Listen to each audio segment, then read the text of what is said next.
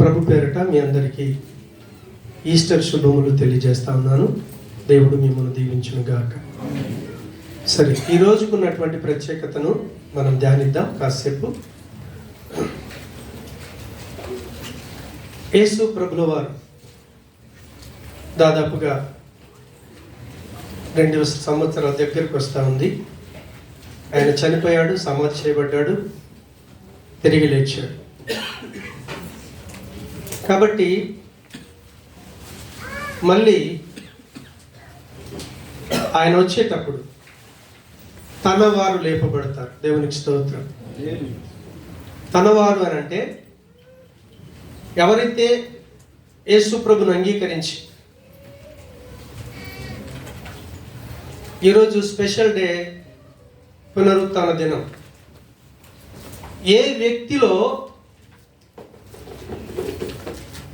యేసు ప్రభుల వారు తాను స్వయంగా లేచాడు, కానీ ఏ వ్యక్తిలో యేసు ప్రభులు లేపబడతాడో ఆ వ్యక్తి క్రీస్తుకు సంబంధించిన వాడు. తన వారు లేపబడతారు. దాన్ని కాసేపు మనం ధ్యానిద్దాం. వాస్తవంగా మనందరికీ తెలుసు, యేసు ప్రభుల వారు లేచిన తర్వాత జరిగిన సంఘటన కొద్దిసేపు మనం ధ్యానిద్దాం. మీరు యోహాను సువార్త 20వ అధ్యాయానికి వెళ్ళి, నేను జస్ట్ టైం తక్కువ ఉంది కాబట్టి నేను మీకు అక్కడ జరిగిన సన్నివేశాన్ని తెలుపుతాను.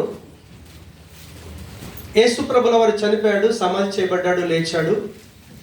ఆ లేచినటువంటి సందర్భంలో మగ్దలేని మరియా తాను ఇంకా చీకటిగా ఉన్నప్పుడే తెల్లవారుచుండగా ప్రభువైన యేసు క్రీస్తుల వారి సమాధి దగ్గరికి వెళ్ళింది. అక్కడికి వెళ్ళేసరికి రాయి దొర్లింపబడి ఉంది. ఎప్పుడైతే రాయి దొర్లింపబడి చూసిందో, చూసిన వెంటనే యేసు ప్రభుల వారి యొక్క శిష్యుల దగ్గరికి వెళ్ళింది. పేతురు దగ్గరికి, యేసు క్రీస్తుల వారు ప్రేమిస్తున్నటువంటి శిష్యుడి దగ్గరికి వెళ్ళింది. వాళ్ళతో అంటుంది, సమాధి తెరవబడి ఉంది, మన ప్రభువును ఎవరో తీసుకెళ్ళారు, ఎక్కడ దాచారో తెలియట్లేదు అని ఎప్పుడైతే ఆమె సమాచారం ఇచ్చిందో, వెంటనే పేతురు, ఆ యేసు ప్రభు ప్రేమించినటువంటి శిష్యుడైనటువంటి యోహాను, వాళ్ళిద్దరూ పరుగున బయలుదేరుతా ఉన్నారు. ఆ పరుగున బయలుదేరుతా ఉన్నప్పుడు ఆమె స్త్రీ కాబట్టి కొంచెం మెల్లగా నడుచుకుంటూ వెళ్తా ఉంది. అయితే యేసు ప్రేమించినటువంటి శిష్యుడు యోహాను మాత్రం పేతురు కంటే ముందుగా పరిగెత్తాడు. పరిగెత్తి సమాధిలోకి చూశాడు, అయిపోయాడు. కానీ పేతురు ఏం చేశాడంటే అక్కడికి వెళ్ళి సమాధి లోపలికి వెళ్ళాడు. లోపలికి వెళ్ళి చూసేసరికి యేసు ప్రభుల వారి యొక్క వస్త్రాలు ఒక దగ్గర ఉన్నాయి, ఆయన తల రుమాలు ఇంకొక చోట చుట్టబడి ఉంది. చూశాడు, బయటకు వచ్చేసాడు. బయటకు వచ్చిన తర్వాత మళ్ళీ యోహాను ఏం చేశాడంటే తను లోపలికి వెళ్ళి చూశాడు. చూసి నమ్మెను. యోహాను ఏం చేశాడంటే లోపలికి వెళ్ళాడు. వెళ్ళి యేసు ప్రభుల వారిని చూస్తే అక్కడ లేడు ఆయన. కాబట్టి యోహాను ఏం చేశాడంటే ఆయనకి జ్ఞాపకం వచ్చింది. ఏంటి?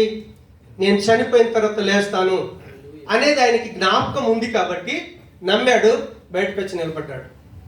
తర్వాత మగ్దలేని మరియ వచ్చేసింది. వచ్చేసి తనక్క నిలబడ్డది. వీళ్ళు చెప్పారు లేడు అనేసరికి పేతురు, యోహాను వాళ్ళిద్దరు కలిసి మళ్ళీ శిష్యుల దగ్గరికి వెళ్ళిపోయారు.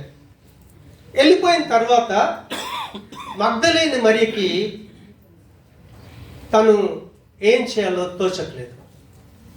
ఆ సమయంలో చూడండి, పేతురుకి, యోహానికి, మగ్దలేని మరియకి, యేసు ప్రభు శిష్యులందరికీ కూడా యేసు ప్రభులో వారు ఏం చెప్తాడంటే, నేను యెరూషలేము వెళ్తాను, అధికారులు నన్ను పట్టుకుంటారు, నన్ను చంపుతారు, నేను 100% లేస్తాను. హల్లెలూయా. 20:9 ఆయన మృతులలో నుండి లేచుట అగత్యము, లేఖనము వారింకను గ్రహింపరైరి. ఎన్నోసార్లు చెప్పాడు ఆయన, కానీ వాళ్ళకి జ్ఞాపకం లేదు. అప్పుడు మగ్దలేని మరియ ఏం చేసిందంటే మళ్ళీ ఈ 11వ వచనం నుంచి సమాధి బయట వచ్చి నిలబడ్డది, ఏడుస్తూ ఉంది. అలా ఏడుస్తూ ఏడుస్తూ ఆమె మళ్ళీ ఏం చేసింది, ఆ సమాధి వైపు చూడగానే ఇద్దరు తెల్లని వస్త్రాలు ధరించుకున్న వాళ్ళు ఉన్నారు. ఒకరు ఈ వైపు ఒకరు ఆ వైపు కూర్చున్నారు. కూర్చోగానే లోపలికి వెళ్ళి వాళ్ళని అడుగుతా ఉంది. వాళ్ళు అడిగారు, ఎందుకు ఏడుస్తున్నావు అమ్మా అంటే, నా యేసును ఎవరు ఎత్తుకెళ్ళిపోయారు. కాబట్టి మీరు ఎవరైనా చూసారా, ఎక్కడ పెట్టారు అనేసరికి యేసు ప్రభుల వారు వెనకాల ఉన్నాడు. వెనకాల ఉండి మరియా అన్నాడు. మరియా అనేసరికి ఆమెకి యేసు ప్రభుల వారితో అనుబంధం ఉంది కాబట్టి పిలవగానే స్వరాన్ని గుర్తుపట్టేసి రబ్బూని అంది. దేవునికి స్తోత్రం. ఇప్పుడు యోహాను పేతురు వెళ్ళిపోయినప్పుడు మరియా వెళ్ళిపోవాలా? వెళ్ళిపోవాలి. కానీ మరియా జీవితాన్ని మనం అబ్జర్వ్ చేస్తే మీరు చూడండి, మరియా ఆమెకు 7 దయ్యాలు పట్టినప్పుడు యేసు ప్రభుల వారు ప్రార్థన చేస్తే దయ్యాలు వెళ్ళిపోయాయి. యేసు ప్రభుల వారి అద్భుతాన్ని స్వయంగా అనుభవించింది. ఎన్ని అద్భుతాలు చేశారో ఆ అద్భుతాలన్నీ తన కళ్ళతో చూసింది. యేసు ప్రభుల వారితోని చాలా సన్నిహితమైన సంబంధం ఉంది ఆమెకి. పేతురుకుంది, యోహానుకు కూడా ఉంది. కానీ ఎప్పుడైతే మరియా ఏంటి ఇన్ని రోజులు నా ప్రభు నన్ను ఆదరించాడే, మమ్మల్ని ఆదరించాడే, మాకు కావాల్సిన నాయకుడు లేడు, మా భవిష్యత్ ఏంటి, మేమేమైపోవాలని ఎప్పుడైతే తన ఆలోచన చేసిందో ఆమె సమాధిలో అడుగు పెట్టేసింది. దేవునికి స్తోత్రం. అంటే ఒక వ్యక్తిలో యేసును పట్టుకునాలి, యేసును వెతకాలి, యేసుని కనుగొనాలని ఒకవేళ ఆసక్తి లేకపోతే మృతులలో పేతురులోకి వెళ్ళిపోయాడు. యోహానుకు లేచాడని ఉంది, కానీ చూడాలని ఆశ లేదు. కానీ మరియ చూడండి, ఆమెకు ఆసక్తి ఉంది. కీర్తన 42 అంటాడు, దుప్పి నీటి వాగుల కొరకు ఆశపడుచున్నట్లు నా ప్రాణం నీ కొరకు ఆశపడుతూ ఉంది.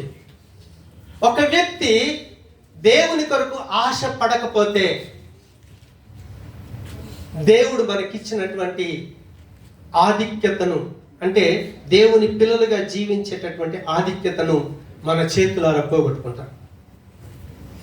మీరు మరియను ఆలోచన చేయండి. నిజంగా దేవుని పిల్లలైతే దేవుని కొరకు ఆసక్తి కలిగి ఉండాలి. మీకు మీ బ్రతుకు మీద ఆసక్తి ఉంది కాబట్టి ఏం చేసైనా సరే 4 డబ్బులు సంపాదించాలి, మీ స్థానాన్ని నిలబెట్టుకోవాలి, మీకున్న అవసరతలు తీరాలి. ఆ పోరాటంలో మనం ఎన్ని రోజులు ప్రయాసపడతామో తెలియదు. సంవత్సరమా, 2 సంవత్సరాల, ఎప్పుడు చనిపోతామో మనకు తెలియదు. గ్యారంటీ లేని బ్రతుకు కొరకు మనం అంత ఆసక్తి చూపిస్తున్నామే. ఈరోజు ప్రభు మనందరికీ, నాతో సహా మనందరికీ దేవుడు నిత్యంగా జీవించేటటువంటి అద్భుతమైన జీవితాన్ని మనకిచ్చాడు. అందుకే యేసు ప్రభు చనిపోయిన రోజుని గుడ్ ఫ్రైడే ఎందుకన్నామంటే, యేసు ప్రభుల వారు నీ పాపాలకు క్షమాపణ, ఫ్రైడే రోజు నాడు 7 మాటలు ధ్యానించాం మనం. మీకు క్షమాపణ ఉంది, దేవుడి దగ్గర మీకు కృప దొరుకుతుంది, మీరు రక్షించబడతారు, దేవుని చేత మీరు ఆదరించబడతారు, నశించిపోకుండా దేవుడు మీ ఆత్మను కాపాడుతాడు.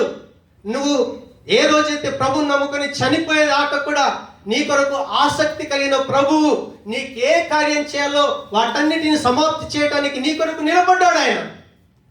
చివరికి నీ పాప భారాన్ని ప్రభు మీద వేసుకొని ఆ పాపానికి రావాల్సిన శిక్ష భరించడం కొరకని తండ్రితో ఎడబాసి మనల్ని తండ్రితో కలపటానికి ఆ రోజు కృప చూపించాడే.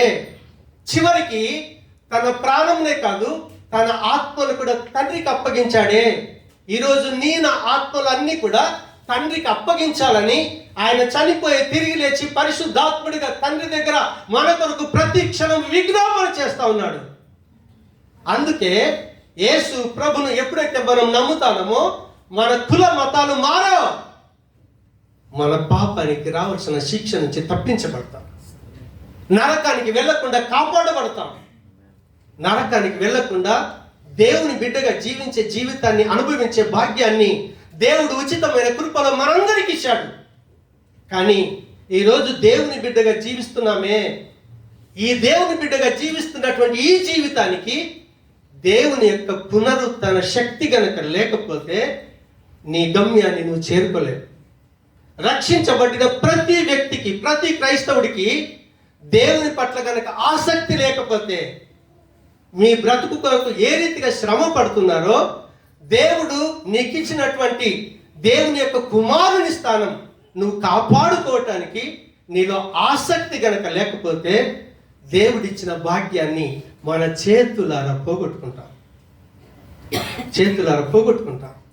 ఈస్టర్ అనేది ప్రపంచంలో వాస్తవంగా సాంస్కృతికంగా లేకపోతే ఒక ఆనవాయితీగా చాలా పండుగలు చేసుకుంటాం. ఒక మనిషి చనిపోయాడు అనుకోండి, ఒక మనిషి పుట్టాడు అనుకోండి, జయంతి, వర్ధంతి, పుట్టినరోజు, ఇది చరిత్రలో ఉంది. కానీ యేసు ప్రభుల వారు ఉన్నారే, ఆయన చనిపోయాడు కదా, చనిపోయి తిరిగి లేచాడు, మళ్ళీ చావలా ఆయన. దేవునికి స్తోత్రం. ఆయన లేచాడు అనటానికి సమాధి తెరవబడి ఉంది, మీరు వెళ్ళి చూడొచ్చు. ఆయన సజీవుడు. రెండవదిగా, మీరు నిజంగా కనుక ఆసక్తి కలిగి ఉంటే, ఆ మరియ ఏ రీతిగా సజీవుడైన క్రీస్తుని కనుగొన్నదో, సజీవుడైన క్రీస్తును కలుసుకున్నదో, మనలో కనుక ఆసక్తి ఉంటే సజీవుడైన దేవుణ్ణి నువ్వు ఖచ్చితంగా కలుసుకుంటావు. లేకపోతే కలుసుకోలేవు. ఆసక్తి ఉంది, ఆమెలో ఆసక్తి ఉంది. కాబట్టి వాళ్ళు అపనమ్మకంతో వెళ్ళిపోయారా, లేకపోతే ఏ రీతికి వెళ్ళిపోయారు. కానీ మరియ మాత్రం వెళ్ళిపోలేదు, సజీవుడైన క్రీస్తుని కలుసుకుంది. అప్పుడు ప్రభు అంటాడు, అప్పదేవుడు వచ్చిన యేసు ఆమెతో, నేను ఇంకా నువ్వు తండ్రి యొద్దకు ఎక్కిపోలేదు. నేను ఎక్కడికి వెళ్ళానో తెలుసా? నేను ఎక్కడికి వెళ్ళానంటే, నేను చనిపోకంటే ముందు ఆదాము నుంచి యేసు ప్రభుల వారి సిలువలో చనిపోయి ఆ టైం దాకా ఎంతమంది బిడ్డలు దేవుని భయభక్తులో చచ్చిపోయి సమాధి చేయబడి పాతాళ పరదేశంలో ఉన్నారో నా సహోదరుల దగ్గరికి వెళ్ళాను, వాళ్ళకు సువార్త ప్రకటించాను. ఇప్పుడు నేనేం చేస్తున్నా తెలుసా? మీ తండ్రియు నా తండ్రియు, నీ దేవుడును నా దేవుడైన వాడి దగ్గరికి నేను ఎక్కి వెళ్ళిపోతున్నానని నువ్వు వెళ్ళి శిష్యులకు చెప్పు. దేవునికి స్తోత్రం, హల్లెలూయా. ఒకవేళ ఆమె ఆసక్తి కలిగి లేకపోతే ప్రభువును కలుసుకునేది కాదు. ఆమెకు ఆసక్తి ఉంది కాబట్టి ఈరోజు దేవుని పిల్లలమని చెప్పుకుంటున్నటువంటి మనం, నీ ఆధ్యాత్మిక జీవితం కొరకు నీలో ఆసక్తి ఉంటే ప్రతి సండే ఈస్టర్ డే అవుతాయి. ఈరోజు పండగ అని చెప్పి ఎంత ఆసక్తితో వచ్చారో ప్రతి సండే కూడా. ఎందుకంటే దేవుడు ఒక భాగ్యం ఇచ్చాడు. ఏంటో తెలుసా? ఇది ఒక మనుషులు ఆనవాయితీగా జరిగించుకునేటటువంటి పండుగ కాదు. ఎప్పుడైతే యేసు ప్రభుల వారు చనిపోయి సమాధి చేయబడి తిరిగి లేచాడో, ఆ లేచినటువంటి క్రీస్తును నమ్మిన మనందరికీ జీవాన్ని ఇచ్చాడు. చావు మనని బంధించి ఉంచలేదు. సజీవుడైన దేవుణ్ణి కల్లారా చూసే భాగ్యాన్ని దేవుడు మనకి ఇచ్చాడు. కాబట్టి ప్రతి ఆదివారం పునరుత్థాన దినం, ఆ దినం కొరకు నువ్వెంత ఆసక్తి కలిగి చూస్తున్నావు. కొంతమంది అయితే సండే కూడా మర్చిపోతున్నారు. ఎంత దౌర్భాగ్యమైన స్థితి. నీ ఆసక్తి దేని మీద ఉంది? దేవునికి స్తోత్రం. నీ దేవుని సముఖానికి రావటానికి నువ్వెంత ఆసక్తి కలిగి ఉన్నావు, ఎంత ముందుగా రాగలుగుతున్నావు, ఎంతమంది ఆరంభం నుంచి ఉండగలుగుతున్నారు, మీ ఆసక్తి మీదనే ఆధారపడి ఉంటుంది. సంఘం 1:30కి స్టార్ట్ అయితే 1:15 చాలా మంది ఉంటున్నారు. చాలా మంది వాళ్ళకున్న పరిస్థితులు ఏంటో నాకు తెలియదు, కానీ మీలో ఆసక్తి ఉంటే 1:15 మీరు ఇక్కడ ఉండగలుగుతారు. ఎందుకు ఆసక్తి? నా ప్రభువుని నేను కలుసుకున్నాను. నా ప్రభు ఇచ్చినటువంటి జీవాన్ని రోజు రోజు ఏం కావాలో తెలుసా? మన ఆధ్యాత్మిక జీవితం ఏం కావాలి? ఉజ్జీవింపబడాలి. పాట పాడి డ్యాన్స్ చేస్తే ఉజ్జీవం రాదు. నీ దేవుడు అంటే ఆసక్తి ఉండి నీ దేవుని రోజు చదవగలిగితే, నీ దేవునితో రోజు మాట్లాడగలిగితే, నీ దేవుని సముఖానికి ప్రతి వారం రాగలిగితే నీలో ఉన్న ఆధ్యాత్మిక జీవితం ఉజ్జీవింపబడుతుంది. ఆధ్యాత్మిక పరిపక్వతలోకి వెళ్తాం. మన ఆధ్యాత్మిక పరిపక్వత ఇంకొకరికి దీవెనకరంగా ఉంటుంది. నువ్వు బలపడతావు. ప్రభువును ఎరగని అనేకుల్ని నీ దేవుని సముఖానికి నడిపించగలుగుతావు. ఇప్పుడు ఏం చేసిందో తెలుసా? ఆమె శిష్యుల దగ్గరికి వెళ్ళి ఇప్పుడు ఏంటంటే యేసు ప్రభుల వారు పునరుత్థానుడై లేచాడు కదా. యేసు ప్రభుల వారి యొక్క పునరుత్థానం మనకేమిస్తుంది, అసలేంటి లాభం అనేది చూస్తే ఆయన ఆ రోజే ఆరంభించాడు. ఒకసారి యోహాను సువార్త 20వ అధ్యాయం 19వ వచనం. ఆదివారం సాయంకాలమున శిష్యులు యూదులకు భయపడి తాము కూడి ఉన్న ఇంటి తలుపులు మూసి కొని ఉండగా యేసు వచ్చి మధ్యను నిలిచి, మీకు సమాధానము కలుగునుగాక. ఆమేన్. అంటే యేసు ప్రభుల వారి యొక్క పునరుత్థానం మనకేమిస్తుంది అని అంటే సమాధానం ఇస్తుంది. దేవునికి స్తోత్రం. First point. అయితే సమాధానం అనే మాటకి లోకంలో చాలా అర్థాలు ఉన్నాయి. లోకస్తులు ఇచ్చే అర్థాలు ఉన్నాయి. దేవుడు ఆయన సమాధానం అంటే ఏ ఉద్దేశంతో చెప్తున్నాడో అక్కడ మనం చూస్తే దేవుడి యొక్క కోరిక ఏంటో తెలుసా? మనం అందరితోని సమాధానం కలిగి ఉండాలి. రోమ 12:18 వెళ్ళి చూస్తే అక్కడ అంటాడు ప్రభు, మీరు అందరితోని సమాధానం కలిగి ఉండాలి.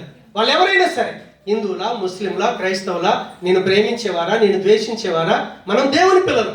ఎందుకంటే దేవుడు అందరితో సమాధానంగా ఉన్నాడు. ఆయన చంపే వాళ్ళ దగ్గరికి వెళ్ళి కూడా సువార్త ప్రకటించాడు. ఆయన శిలువ మీద చంపేస్తుంటే కూడా, తండ్రి వీళ్ళు ఏం చేస్తున్నారో తెలియదయ్యా, క్షమించండి, వాళ్ళతో సమాధాన పడ్డటువంటి వాడు ఆయన.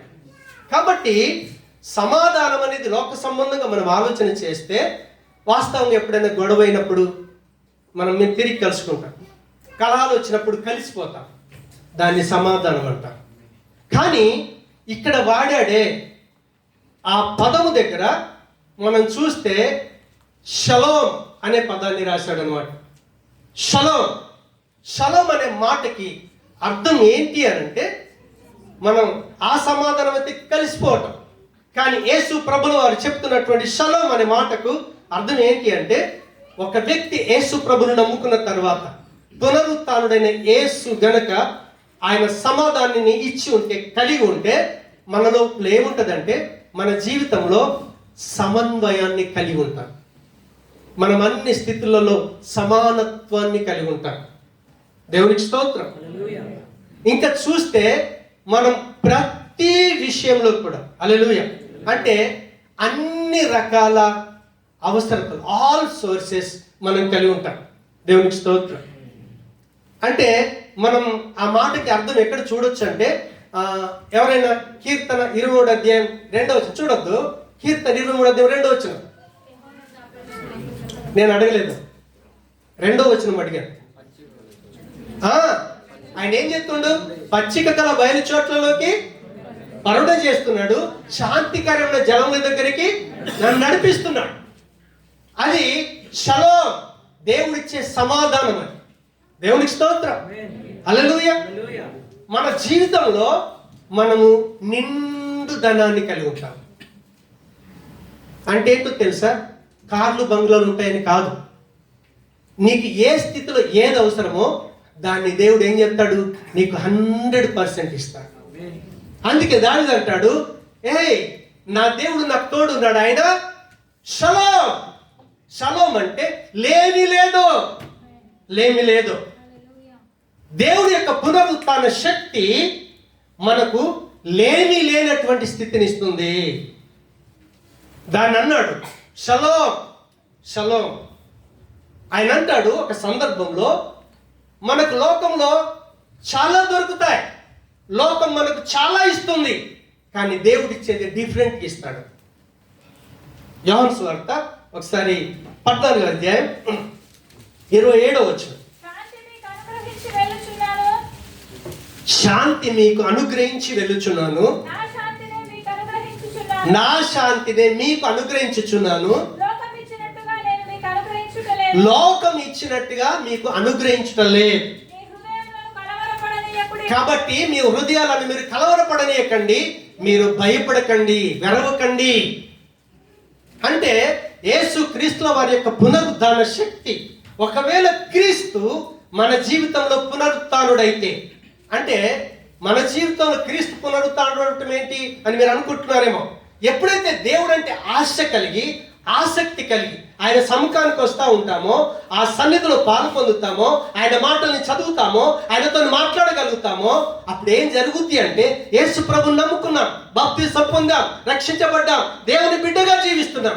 కానీ మనలో విడిపోని భ్రష్ట స్వభావం ఉందే. మనం దేవుని పిల్లలని ముసుకేసుకొని బ్రతుకుతాం. సముఖానికి వచ్చి లోపల చేసే ఎన్ని తప్పులు చేస్తున్నాం, ఎన్ని పాపాలు చేస్తున్నాం. అయితే ఎప్పుడైతే దేవుడి పట్లను, ఆయన వాక్యం పట్ల ఆసక్తి కలిగి ఉంటావో, ఆ వాక్యం నీతో మాట్లాడుతున్నప్పుడు ఆయన ఏం చేస్తుందంటే హృదయాన్ని మండిస్తుంది. ఆ మండించినప్పుడు భ్రష్ట స్వభావం కాలిపోతే దేవుని పరిశుద్ధత నీలోకి వస్తుంది, పునరుత్థాన శక్తి. అప్పుడు క్రీస్తు నీలో నుంచి లేస్తాడు. ఎఫెసీ 2:7 అంటాడు, యేసు ప్రభు మనకంటే ముందు అక్కడ ఉన్నాడు, కానీ ఏమన్నాడు తెలుసా? మనం ఆల్రెడీ అక్కడ సీట్ వేసుకొని ఉన్నాం. యేసు ప్రభు నమ్ముకొని దేవుని బిడ్డలమయ్యాం, ఎలక్షన్స్ జరిగాయి, సీట్ గెలిచింది, ఇంకా పార్లమెంట్లో కూర్చోలేదు, కానీ ఆ సీట్ మనదే. ఆ సీట్ ఎవరిది? నాది, నాది. కానీ అది ఎప్పుడు నువ్వు స్వతంత్రించుకుంటావు? ఇక్కడ నీ దేవుడితో ఉన్నటువంటి సంబంధంలో నీకు ఆసక్తి లేకపోతే. ఇప్పుడు చూడండి, గెలిచినప్పుడు ఆ సీట్లోకి రాకపోతే ఆడు అంటాడు, వీడు అసెంబ్లీకి రావట్లేదు, ఈయన తీసేయండి. లోకస్తుడే తీసేస్తే ప్రభు ఊరుకుంటాడా? ఊరుకోడు, ఊరుకోడు. కాబట్టి దేవుడు మనకిచ్చేటటువంటి సమాధానం ఎలాంటి సమాధానం అంటే, ఆయన అన్నాడు, నా శాంతినే మీకు అనుగ్రహించి వెళుచున్నాను, నేను మీకు లోకం ఇస్తున్నటువంటి సమాధానం ఇవ్వట్లేదు. సరే, లోకం ఇచ్చే సమాధానానికి మన ప్రభు అయినటువంటి యేసుక్రీస్తులు వారు ఇచ్చేటటువంటి షలోమ్ అనే ఆ శక్తికి తేడా ఏంటో మనకు తెలియాలి. దేవునికి స్తోత్రం, హల్లెలూయా. లోకం ఇచ్చేటటువంటి సమాధానం ఏదైతే ఉందో, లోకం ఇచ్చే సమాధానంలో మనం ఏం వెతుకుతామంటే సుఖాన్ని వెతుకుతాం. సింపుల్. దేవునికి స్తోత్రం. మనం ఏం చెప్తాం? లోకం ఇచ్చే సమాధానంలో మన సుఖమే వెతుకుతాం. రెండవది, లోకం ఇచ్చేటటువంటి సమాధానం ఎప్పుడైనా సరే అది వస్తువుల మీద ఆధారపడి ఉంటుంది. మన సంతోషం ఎలా ఉంటుంది? సపోజ్ అటు వెళ్ళాను, కారు డ్రా వచ్చింది అనుకోండి, ఎగిరి గంతేస్తాం. Yes yes. సాలరీ వచ్చింది అనుకోండి, మంచి జాబ్ వచ్చింది అనుకోండి, మంచి పోస్ట్ వచ్చింది అనుకోండి, ఖచ్చితంగా మనకేముంటుంది తెలుసా? సంతోషం ఉంటుంది. లోక సంబంధమైనటువంటి సమాధానం ఇది. రెండోది, మూడోది ఏంటో తెలుసా? మన యొక్క గుర్తింపు. మన గుర్తింపు లోక సంబంధంగా ఇచ్చే సమాధానం ఏముంటుందంటే వ్యక్తుల మీద ఆధారపడి ఉంటుంది. వ్యక్తుల మీద ఆధారపడి ఉంటుంది. ఆయన ఎవరనుకున్నావు తెలుసా? ఎమ్మెల్యే గారి తాలూకండి, ముఖ్యమంత్రి తాలూకండి. సపోజ్ ఇక్కడ ఉన్నాను అనుకోండి, జాన్పాల్ కలెక్టర్ అనుకోండి, ఎవరండి ఈయన తెలుసా? అంటే కలెక్టర్ గారి నాన్నగారండి. దేవుడు చూడండి, లోకంలో కూడా సమాధానం దొరుకుద్ది, మనకు సంతోషం దొరుకుద్ది. కానీ లోకములు ఇచ్చేటటువంటి ఈ సమాధానం ఏదైతే ఉందో వస్తువుల మీద, వ్యక్తుల మీద, సుఖం మీద ఆధారపడి ఉంటుంది. కానీ యేసు ప్రభు అన్నాడే, షలోమ్, నా శాంతిని మీకు ఇచ్చి వెళుతున్నాను అని అన్నప్పుడు మనం ఏ స్థితిలో ఉన్నా సరే, దేవునికి స్తోత్రం, మన ప్రభువే మన సంతోషం. మనం ఏ స్థితిలో ఉన్నా కూడా సరే మనం సంతోషంగా ఉండగలుగుతాం. ఆయనిచ్చే షలోమ్కి, ఆయనిచ్చే సమాధానానికి, లోకం ఇచ్చే సమాధానానికి తేడా. అందుకే ప్రభు అన్నాడు, నేను మీకు లోకం ఇస్తున్నదే సమాధానం, అలాంటిది నేను మీకు ఇవ్వట్లేదు. అది ఎక్కడైనా దొరుకుద్ది, మనుషుల దగ్గర దొరుకుద్ది, వ్యక్తుల దగ్గర దొరుకుద్ది, సమాజంలో ఎక్కడైనా దొరుకుద్ది. కానీ యేసు ప్రభుల వారు మాత్రమే ప్రత్యేకంగా ఇచ్చేటటువంటి సమాధానం మనం ఏ స్థితిలో ఉన్నా ఖచ్చితంగా మనం సంతోషంగా ఉండగలుగుతాము. ఎందుకో తెలుసా? సపోజ్ నేను ఒక వస్తువు పొందుకున్నాను, అది కోల్పోయాను అనుకోండి, ఇప్పుడేమవుతుంది? బాధ మిగులుతుంది, ఒక రకమైనటువంటి డిప్రెషన్లోకి వెళ్తాం. నా ప్రేమ లోకంలో దేవుడు నాకు ఒక మంచి కుమార్తెనిచ్చాడు, హ్యాపీగా ఫీల్ అయ్యాను. తను చనిపోయింది, వేదనే మిగిలింది. హల్లెలూయా. నేను ఒక మంచి ఉన్నత స్థితిలో ఉన్న అబ్బాయిని అనుకోండి, లోకం గౌరవం ఇస్తుంది, రెస్పెక్ట్ ఇస్తుంది. నీకున్నటువంటి హోదాను బట్టి నీకు ఆ గౌరవాన్ని చూసి నువ్వు సంతోషించుకుంటావు. పోస్ట్ పోయింది అనుకోండి, పోస్ట్ పోతే క్లోజ్. కానీ దేవుడిచ్చేటటువంటి సమాధానం నువ్వు ఎలాంటి పరిస్థితుల్లో ఉన్నా 100% నీతోనే ఉంటుంది. ఇప్పుడు మన గుర్తింపు ఎలా ఉంటుందో తెలుసా? వాళ్ళు వ్యక్తుల మీద గుర్తింపు ఉంటే మన గుర్తింపు క్రీస్తులో ఉంటుంది. మనం ఏదైనా పని చేసామనుకో, మనం ఏం చెప్తాం తెలుసా? మనం ఏదైనా ఇచ్చామనుకో, సార్ దేవుడు ఇచ్చాడు. మనం ఏమైనా కార్యం చేసామనుకోండి, దేవుడు సామర్థ్యం ఇచ్చాడు. మీరెవరండి? మేము క్రైస్తవులం. మేము క్రైస్తవులు. సమాజంలో అరే వాళ్ళు క్రైస్తవులు రా, అతను క్రైస్తవుడు రా, ఆ గుర్తింపు క్రీస్తులోకి వస్తుంది. కానీ సమాజం ఏం చెప్తుందో తెలుసా? మనం బైబిల్ పట్టుకుని సాధించాలి, జనాభా లెక్కలలో ఇది క్రైస్తవుడు అని రాస్తాడు, కానీ క్రీస్తు రాయడు. యేసు ప్రభుల వారు రాయలేరు. యేసు ప్రభుల వారు ఎప్పుడు రాస్తారంటే, నువ్వు యేసు ప్రభుని నమ్మి బాప్తిసం పొందుతావే, నువ్వు రక్షించబడతావు. దేవుని బిడ్డగా జీవించే ఆధిక్యతనిస్తాడు. దేవుని బిడ్డగా జీవించే ఆధిక్యతనిచ్చినప్పుడు మన కొరకు ప్రతి క్షణం ఆలోచన చేసే ప్రభు ఆయన. మనం కూర్చుండటం, నిలబడటం, ఎక్కడ వెళ్తున్నాం, ప్రతిదీ మనని అబ్జర్వ్ చేసేటటువంటి వాడు ఆయన. అయితే ఏ పరిస్థితులలో యేసు ప్రభుల వారు మనల్ని విడిచిపోడు. ఒకసారి హెబ్రీ పత్రిక 7వ అధ్యాయం 2వ వచనం ఒకసారి చూద్దాం త్వరగా.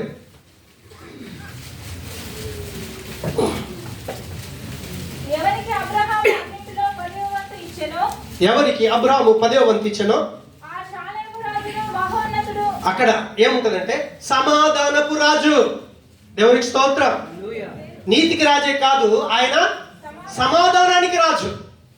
ఒక సందర్భం వచ్చింది. ఏంటి వచ్చింది అంటే, ఆ సందర్భం ఎలాంటిది అంటే, ముందర పరిస్థితి చచ్చిపోయే పరిస్థితి ఉంది, చావొచ్చేటట్టు ఉంది. చావొచ్చే పరిస్థితిలో కూడా మనం సమాధానంగా ఉండాలి. అంటే కదలకుండా, స్థిరంగా, నెమ్మది లేకుండా, చింత లేకుండా. ఎప్పుడైతే యేసు ప్రభువు వారి యొక్క పునరుత్థాన శక్తి నువ్వు కలిగి ఉంటావో, నీ జీవితంలో క్రీస్తు పునరుత్థానుడు అవుతాడో, నువ్వు చింత లేకుండా నిలబడతావు. అందుకే మనం దానియేలు గ్రంథంలోకి వెళ్ళి 3వ అధ్యాయం 16-17 వచనాల్లో శద్రక్ మేషక్ అబేద్నెగోలు అంటారు, ఏ రాజా, మాకు చింత లేదు. చింత లేదు. ఎందుకో తెలుసా? మమ్మల్ని రక్షించుకున్నటువంటి మా దేవుడు మాతోనే ఉన్నాడు. కాబట్టి నువ్వేదో చేస్తావు, చంపేస్తావు అన్న చింత నాకు లేదు. నీకు సమాధానం ఇవ్వవలసిన అవసరం నాకు లేదు. అప్పుడు నెబుకద్నెజరు అందులో వేసేసి ఇలా చూస్తాడు. చూసేసరికి, హే, మనం వేసింది ముగ్గురిని కదా, ఆడికి ఒక వ్యక్తి కనిపిస్తున్నాడు. ఎవడు? ఆయననే షలోం. ఆయన ఎవరు కాదు, ఆయన షలోం. ఆయన నీతో అంటి పెట్టుకుని ఉండేవాడు. ఆయన నిన్ను విడిచిపెట్టేవాడు కాదు. సరే, నీకు మరణమయ్యే పరిస్థితి ముందరుంది, నో ప్రాబ్లం. నిన్ను దేవుడు బతికించుకున్నా సరే, దేవుడు నిన్ను చంపుకున్నా సరే, చంపాలనుకుని దేవుడు అనుకున్నాడు అనుకోండి, వాడికి చంపడానికి పర్మిషన్ ఇస్తాడు. వాడి పర్మిషన్ ఇవ్వకపోతే నిన్ను ముట్టలేడు.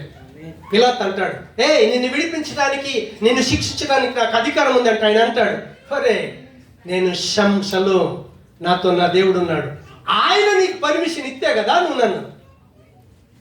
అందుకే యేసు ప్రభు చూడండి, సిలువలో ఆ తీర్పులో నిలబడ్డప్పుడు ఎంత నెమ్మదిగా నిలబడ్డాడు, ఎంత సమాధానం కలిగి నిలబడ్డాడు.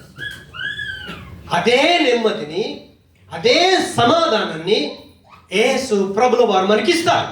ఎప్పుడు ఇస్తాడు? నువ్వెప్పుడైతే దేవుని పట్ల ఆసక్తి కలిగి ఉంటావో, ఆయన సముఖానికి రావటం, ఆయనను చదవటం, ఆయనతో మాట్లాడటం, సంఘ కార్యక్రమంలో ప్రతి దాంట్లో పాలు పొందటం, సంఘ కార్యక్రమం విషయాలు ఏమైనా ప్రకటన చేసినప్పుడు దాని మీద మనసు నిలిపి దాంట్లో నువ్వు ఎప్పుడైతే ఏకీభవిస్తావో అప్పుడు ఆయన నీ జీవితంలో పునరుద్ధరణవుతాడు. నీ జీవితానికి దేవుడు సమాధానం ఇస్తాడు. పాస్టర్ బాధపడుతున్నాడు, రాకూడదు. ఏదో ఆనవాయితీ ఇలా సండే కదా వెళ్ళాలని రాకూడదు, ఇలా ఏదో పండగ కదా వెళ్ళొద్దామని రాకూడదు. నువ్వు రావాల్సింది ఎలా? నా పాప స్థానంలో చచ్చిపోయి నన్ను జీవింపజేశాడే, ఈరోజు పనికి మాలినోడికి కొడుకునైతే ఈరోజు దేవునికి కొడుకుగా చేశాడే, నిత్య జీవం ఇచ్చాడే, నేను నిత్యంగా జీవించే అనుభవంలోకి వెళ్ళటానికి దేవుడు నా కొరకు చనిపోయి సమాధి చేయబడి ఆయన పునరుత్థానుడై లేచాడే. పునరుత్థానుడైన యేసు నీకేమిస్తాడో తెలుసా? షలోమ్ ఇస్తాడు. మీకు సమాధానము కలుగును గాక. వాళ్ళు భయపడి యూదులు చంపేస్తారని భయపడి వాళ్ళు రూములో దాక్కొని ఉన్నారు. అక్కడికి వెళ్ళి ప్రభు అంటున్నాడు, మీకు సమాధానము కలుగును గాక. యేసు ప్రభు మీకు ఆ ధైర్యాన్ని ఇచ్చేస్తాడు, ఆ శక్తిని ఇస్తాడు. దేవునికి స్తోత్రం, హల్లెలూయా. నీకు ఏ పరిస్థితులు ఉన్నా సరే దేవుడు నిన్ను విడిచిపెట్టువాడు కాదు. కొన్నిసార్లు మనకు శ్రమలు వచ్చినప్పుడు దేవుడు లేడు అనుకుంటా, నాతో పాటు లేడు, నాకు ఈ శ్రమలు వచ్చాయి అనుకుంటా. నో, మన గుర్తింపు ఎలా ఉండాలో తెలుసా? నాకన్నీ నా ప్రభువే. యోబు పత్రిక 1:8 ఎట్లా అంటాడు, నేను తల్లి గర్భంచి పుట్టినప్పుడు ఒంటి మీద కూడా వస్త్రాలు లేవే, నేను దిగంబరికి వచ్చాను, వచ్చిన తర్వాత బట్టలు ఇచ్చాం, అన్ని ఇచ్చాం, అమ్మానాన్ని ఇచ్చాం, ఆస్తి ఇచ్చాం, అంతస్తు ఇచ్చాం, పేరు పలుకుబడి అన్ని ఇచ్చాం, ఈరోజు అన్ని తీసుకున్నావు, నీకు స్తోత్రం. అదేం శక్తి తెలుసా? షలోమ్ శక్తి. షలోమ్ శక్తి యోబుతో ఉంది, షలోమ్ శక్తి పౌలుతో ఉంది. ఆయన ఒక సందర్భంలో అంటాడు, రోమపత్రిక 8:35 ఎవడయ్యా నా క్రీస్తు నుంచి దూరం చేస్తాడు? కత్య, ఖడ్గమా, ఉపద్రవమా, హింసల, శ్రమ ఏది వచ్చినా సరే నా దేవునితో ఎడబాటు చేయలే. అలాంటి శక్తిని దేవుడు మనకిచ్చాడు. ఖాళీ నమ్మి బాప్తిసం పొంది చర్చికి వస్తే కాదు, నువ్వు నీ అనుదిన జీవితంలో దేవుడు అంటే మరియలాగా ఆసక్తి కలిగి ఉంటే, ఆయనను వెతకాలి, ఆయనను అనుభవించాలి, ఆయన నాతో మాట్లాడాలి. ఆ ఆసక్తి ఎప్పుడైతే నీలోకి వస్తుందో అప్పుడు ప్రభు నీకు ఏమిస్తాడంటే, షలోమ్, నా సమాధానము మీకు కలుగునుగా. అంటే పునరుత్థాన శక్తి ఏమిస్తుందంటే మన లోపల షలోమును కలిగిస్తుంది. నువ్వు ఇరుకుల్లో, ఇబ్బందులో, ఏ పరిస్థితుల్లో ఉన్నా దాన్ని తట్టుకొని నిలబడేటటువంటి శక్తినిస్తుంది. హల్లెలూయా. నాకు ఇది లేదండి, అది లేదండి, వ్యక్తుల గుర్తింపు మీద సంఘానికి రాకూడదు. నీ గుర్తింపు క్రీస్తు అయితే ఏం చెప్తావు తెలుసా? పక్కోడు దిక్కిన అత్తావు. నువ్వెవరి కొరకు వచ్చావు? దేవుని కొరకు వచ్చావు. బండి వెళ్ళిపోయినా వస్తావు. దేని కొరకు వస్తావు? నీ దేవుడి కొరకు వస్తావు. హల్లెలూయా. పక్కపొడు తిట్టేస్తే ఈ చర్చి మా ఇంకో దగ్గరికి వెళ్తావు. ఇక్కడే క్రీస్తున్నాడు, అక్కడే ఉన్నాడు. ఇక్కడ ఏదైనా పాస్టర్ గారు గద్దించారు, లేకపోతే పక్కన ఎవరు అన్నారు అనుకోండి, ఇది మానేసి ఇంకో దగ్గరికి వెళ్తాం. ఇదే క్రీస్తు అక్కడ ఉన్నాడు, ఇక్కడ ఇవ్వని సమాధానం నీకు అక్కడ ఇవ్వలే. షమ్మాను నీ లైఫ్లో కలిగి ఉండలే. షమ్మా ఎప్పుడైతే నీతో ఉంటుందో నువ్వు నిలబడ్డ స్థితిలో స్థిరంగా నిలబడగలుగుతావు.